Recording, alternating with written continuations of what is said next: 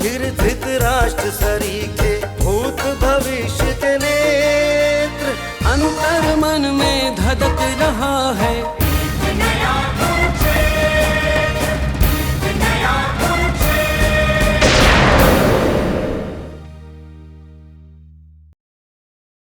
तो दादा ये स्मगलिंग तो शैतानों वाला काम है ना? इसे सिर्फ शैतान का काम ही नहीं कह सकते। एक बार इसमें मन लग गया फिर तू ये नहीं कहेगा। सब्र रखो मुकुंद, तुम्हारा वक्त बहुत जल्द आने वाला है।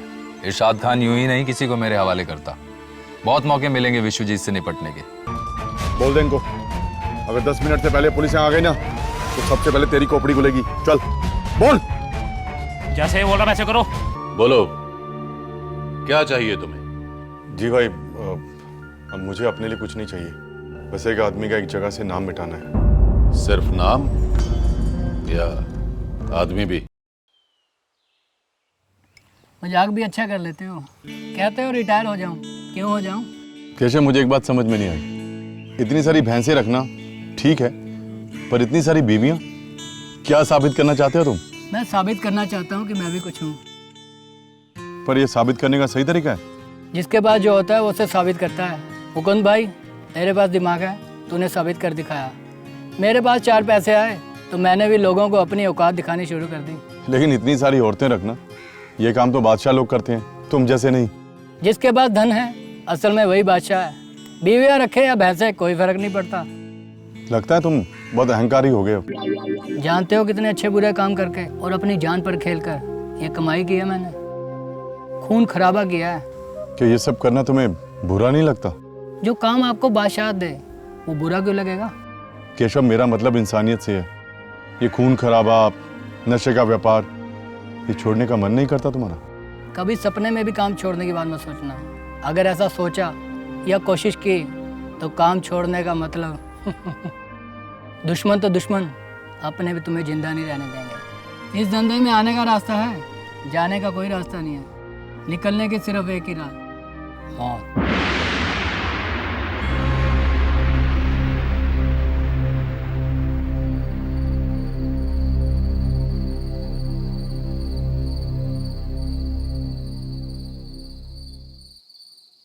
आदाब भाई। आदाब देवता। इतनी रात के बुलाया, क्या बात? आप अभी तक सोए नहीं? हाँ, नहीं सोया, लेकिन बहुत जल्द सोने जा रहा हूं, पूरे सुकून के साथ। मतलब?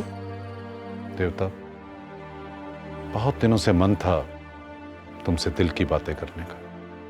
कहिए भाई, जो जी में आए बेझिझक कह दीजिए। जानते हो इस कारोबार के मेरे लिए क्या मायने हैं?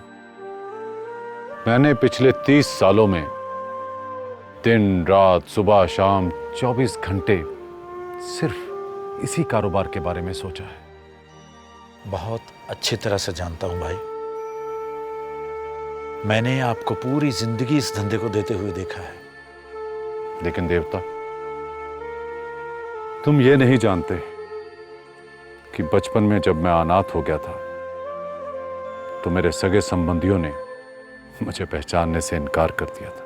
और उसी दिन मैंने यह तय कर लिया था कि मैं ये नाम इरशाद खान, जिसे मेरे सगे संबंधी अपनाने और पहचानने से इनकार कर रहे हैं, इसे उन बुलंदियों पर ले जाऊंगा कि इस नाम के साथ हर शख्स अपनी जान पहचान बढ़ाने की ख्वाहिश रखेगा। देवता, मैं ये चाहता हूं कि ये कारोबार और ये नाम इरशाद खान एक लंबे अरसे तक यूं ही बना रहे। जब तक आप हैं इसको कोई नहीं मिटा सकता। और मेरे ना होने पर? क्या मतलब? मतलब ये कि मेरे जाने के बाद ये सब यूं ही रहेगा। भाई, ये आज आप ऐसी बातें क्यों कर रहे हैं? क्योंकि मैं इतनी दूर आते आते थक गया हूं। आपको आराम करना चाहिए भाई। मैं भी तो यही चाहता हूं देवता कि इस कारोबार की बागडोर किसी जिम्मेदार व्यक्ति के हाथों में देकर मैं भी आराम करूं। मुझे उत्तराधिकारी की तलाश है देवता। हाँ भाई, सही कहा आपने।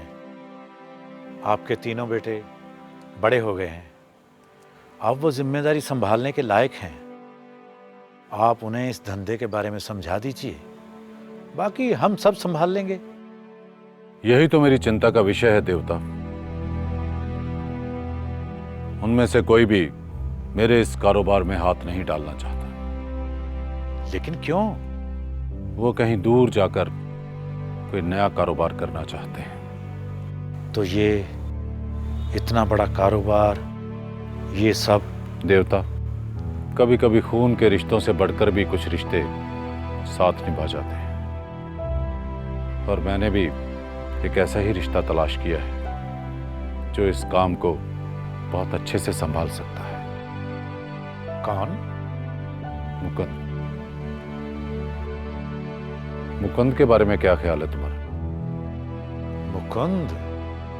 देवता, मुझे लगता है कि उससे बेहतर इस काम को ना तो कोई समझ सकता है और ना ही संभाल सकता। आपने सही सोचा है भाई। मुकुंद ने जितनी जल्दी इस धंधे को समझा है, मैंने सारी उम्र इस धंधे में ऐसा आदमी कभी नहीं देखा। ठीक है देवता, तुमसे बात करके मेरे दिलो दिमाग को बहुत राहत मिली है। तुम जा सकते हो। शुक्रिया भाई। शब्बा खैर। शब्बा खैर। चलता हूं।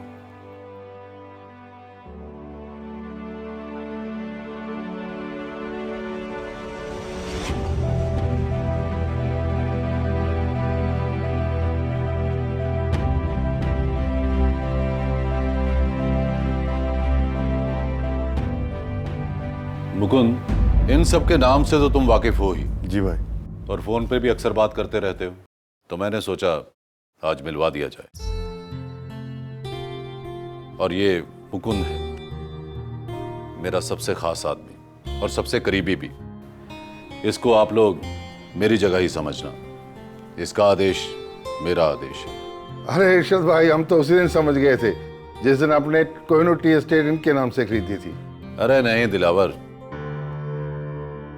कोहिनूर टी एस्टेट तो मुकुंद की अपनी कमाई है, इसकी मेहनत और अकलमंदी की कमाई।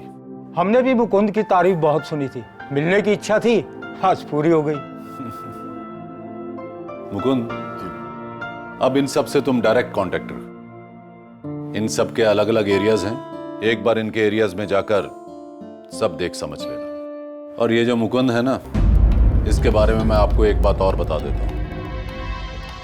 ये बोलता कम है और करता ज्यादा है, और गलती की बिल्कुल गुंजाइश नहीं छोड़ता। आप लोगों ने कुछ इससे पूछना है तो पूछ सकते हैं। अरे नहीं नहीं इरशाद भाई, आपका हुक्म सर माथे पर। हमारे लिए तो जैसे आप वैसा मुकुंद। तो ठीक है दोस्तों, ये मुलाकात खत्म और जश्न शुरू।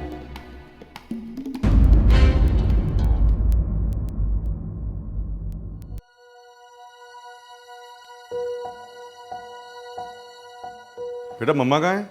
मुझे नहीं पता। पापा मुझे पता, कनका काकी के पास। ठीक है बच्चों, पढ़ो तुम लोग।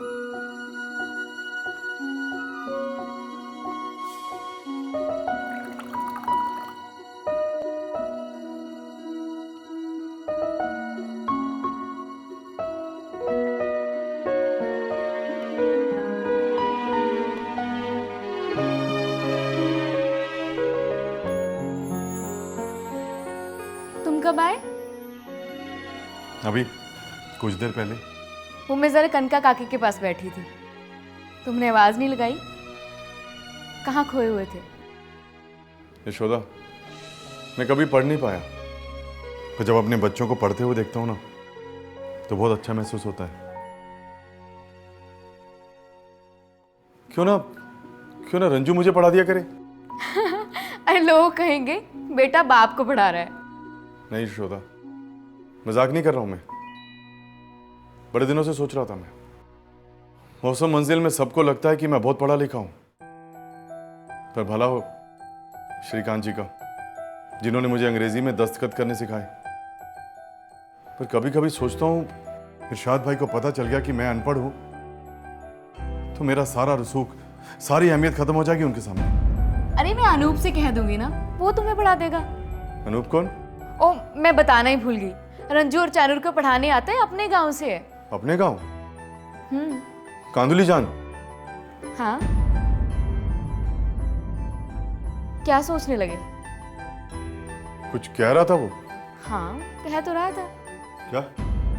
तुम्हारी बहुत तारीफ कर रहा था, तुम्हें बहुत मानता है। समझो ये पढ़ाई वाला काम तो हो गया।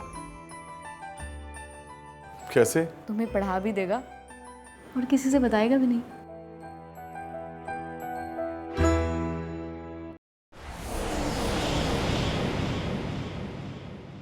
इस तरह से तो ये कुत्ते हमारा धंधा ही चौपट कर डालेंगे। मुकुंद, हमारी अफीम कौन से इलाके से पकड़ी गई है? ये तिनसुकिया से हमारे 2 आदमियों को 10 किलो अफीम ले जाते हुए आबकारी विभाग के लोगों ने पकड़ लिया। वो दोनों भाग निकलने में कामयाब हुए, पर अफसोस की बात है कि हमारी 10 किलो अफीम और कार उन्होंने जब्त कर ली है। और भाई, कल रात हमारी नाव पे फायरिंग भी हुई थी। इरशाद भाई, एक ही रात में हमारे खिलाफ डबल कार्रवाई ठीक नहीं लग रही। तुम ठीक सोच रहे हो मुकुंद। हमारा दुश्मन हमारे खिलाफ बहुत भयानक साजिश कर रहा है। हमें ईंट का जवाब पत्थर से देना होगा।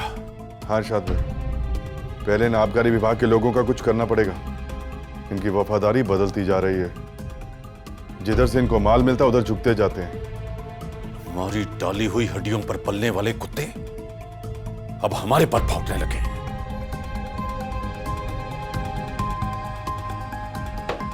गुस्सा करने से कुछ ठीक नहीं होगा। अब एक काम कीजिए, किसी पॉलिटिकल लीडर से बात कीजिए, उनका तबादला ऐसी जगह कराइए जहां पे उन्हें 1 रुपए घूस ना मिले, फिर इनके होश ठिकाने आएंगे। हमीद, इन आबकारी वाले अफसरों के नाम मुझे बताओ। भाई, उनका नाम विष्णु राय, अर्नब दास और आनंदा गोस्वामी है। मुकुंद, नोट करो ये नाम। पेन नहीं है, मैं याद कर लूंगा। आप बताइए उनका करना क्या है? क्या वक्त हुआ है? जी 11 बजे। वो मंत्री अभी सो रहा होगा, ये उसका प्राइवेट टाइम है। इस वक्त तो वो फोन भी स्विच ऑफ कर देता। ऐसे करना, तुम सुबह 9 बजे उसकी कोठी चले जाना, मैं फोन कर दूंगा, फिर जो चाहोगे वही हो जाएगा। जी। मुकुंद, तुम क्या सोचते हो? आज रात को क्या हो सकता है? ये कोई बड़ा षड्यंत्र लग रहा है मुझे। इस बार ये पहले से ज्यादा ताकत लगा के हमें काबू करना चाहते हैं। हो सकता है 2 तरफा हमला हो। मतलब?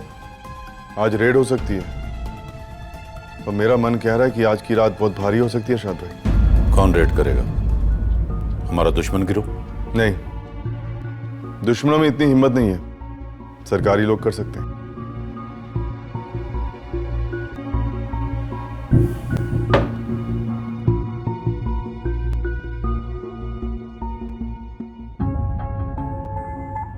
हेलो, मैं इरशाद खान बोल रहा हूं। एक्साइज इंस्पेक्टर से बात करवाइए। देखिए, जब मैं आपका इतना ख्याल रखता हूं, आपकी खातिरदारी में कोई कमी नहीं रखता, तो आप भी मुझे मेरा धंधा शांति से करने दीजिए ना। अगर आप बार बार रेड करते रहेंगे तो मेरा कारोबार तो मंदा हो ही जाएगा ना। तो फिर आप ही बताइए, आपको मैं प्रॉफिट में से हिस्सा कैसे दे सकता हूं? देखिए इंस्पेक्टर साहब, आप जल्दी कुछ कीजिए, नहीं तो फिर मुझे करना आता है। देखिए जनाब, आप कौन है और क्या कह रहे हैं, मैं वो सब नहीं जानता। कल ऑफिस में आकर बात कीजिएगा।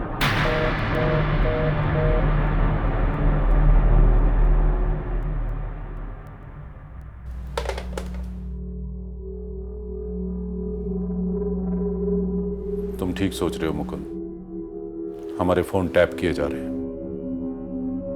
आज की रात यहां रेड हो सकती है। ऐसा लगता है हमारे दुश्मन गैंग ने पुलिस के साथ साथ एक्साइज वालों को भी खरीद लिया है।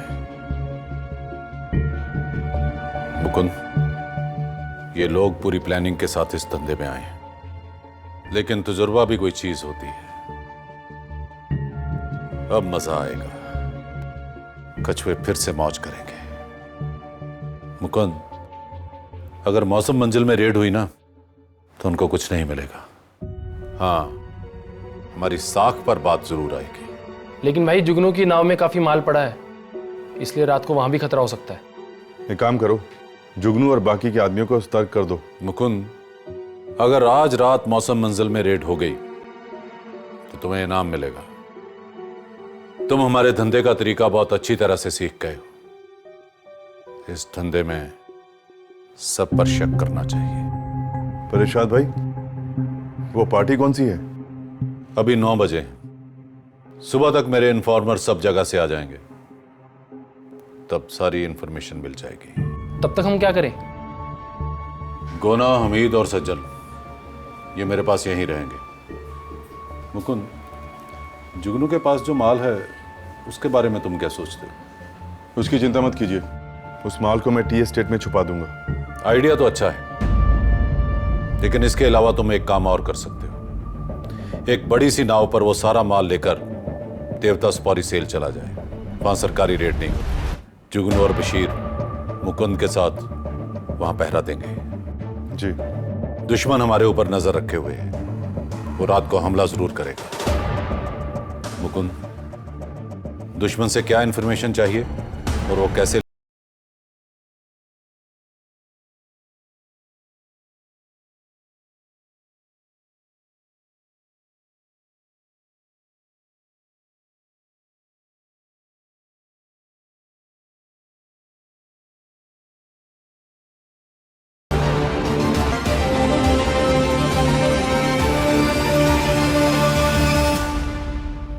अब तक एक्साइज डिपार्टमेंट के पीएन को आ जाना चाहिए था।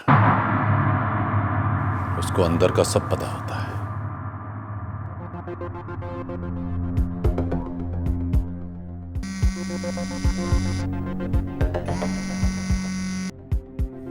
हेलो, मैं एक्साइज इंस्पेक्टर बाबली बोल रहा हूँ। हाँ बाबली, बोलो।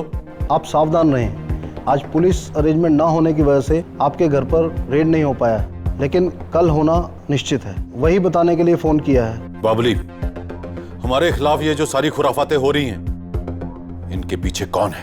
कुछ लोग आज हमारे पीएन नरेन को पकड़ कर ले गए। वही लोग आपके पीछे पड़े हैं हाथ धोकर। साथ में एक पॉलिटिशियन भी है, शायद आप उसे जानते हैं। कुछ अंदाजा है मुझे। बाबली, मुझे सारी डिटेल्स चाहिए।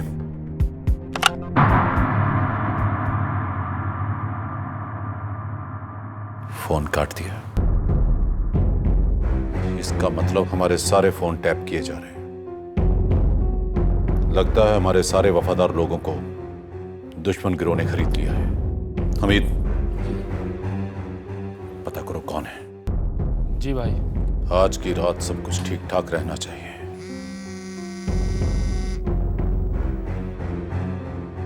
हेलो,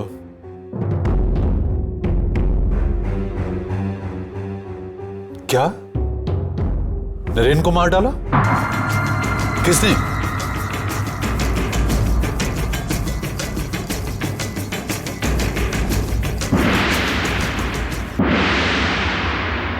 केशव, जल्दी से लेके आओ, ध्यान से लेके आना।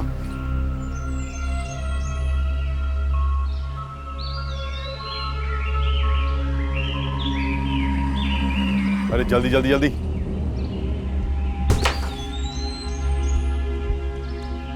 दूसरी पेटी भी लेके आओ जल्दी।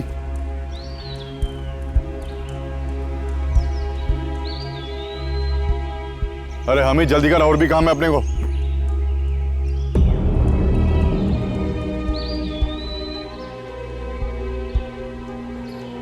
चलो, हो गया, साला हो गया। हमीद, हमीद जल्दी। सामने, सामने, अपने सामने, सामने।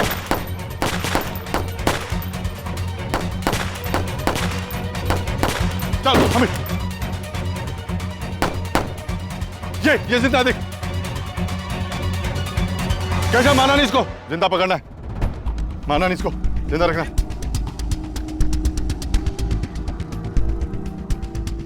भाई, ये तो मर गया। ठीक है, इधर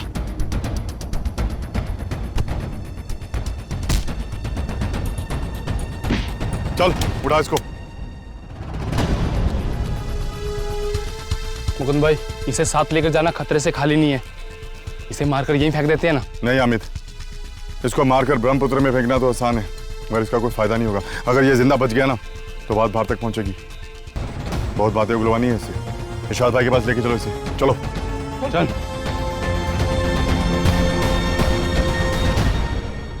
उस आदमी का क्या हाल है जो जख्मी था? मर गया या जिंदा है? अभी तो जिंदा है, मुकुंद भाई लेकर आ रहे हैं।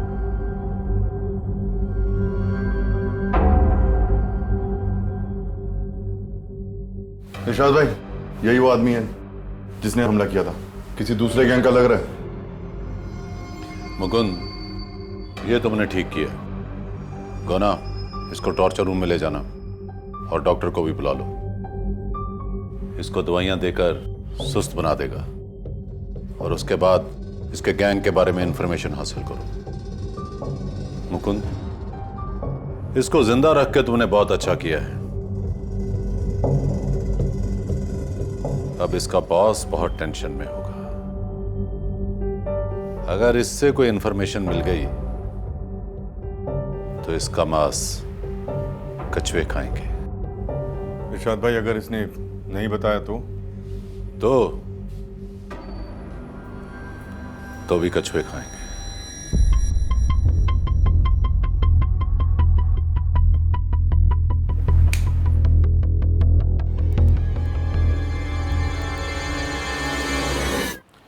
हाँ दिलावर, क्या खबर है?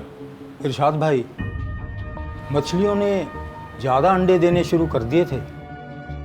आजकल आपके इलाके में मछलियों की तादाद कुछ बढ़ गई है।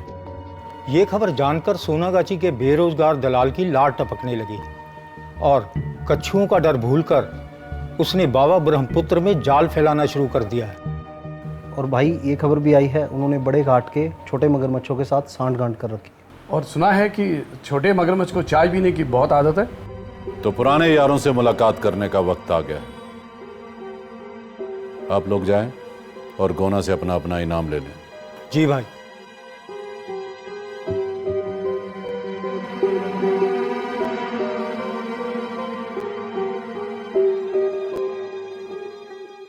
मुकुंद। जी भाई।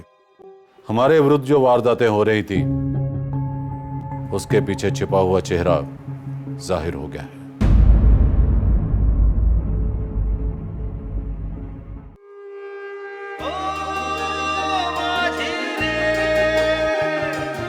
यादें बरसे रिमझिम रिमझिम, अश्व समय का हिन हिन हिन हिन। यादें बरसे रिमझिम रिमझिम, अश्व समय का हिन हिन हिन हिन। धूल उड़ाते पग पग पल छिन, कुछ लम्हे तुम संग कुछ तुम बिन। घड़ी की टिक टिक धिनक धिनक धिन, बीती उमरिया सांसें गिन गिन। मूक बधिर धृतराष्ट्र सरीखे, भूत भविष्य के नेत्र। अंतर मन में धधक रहा है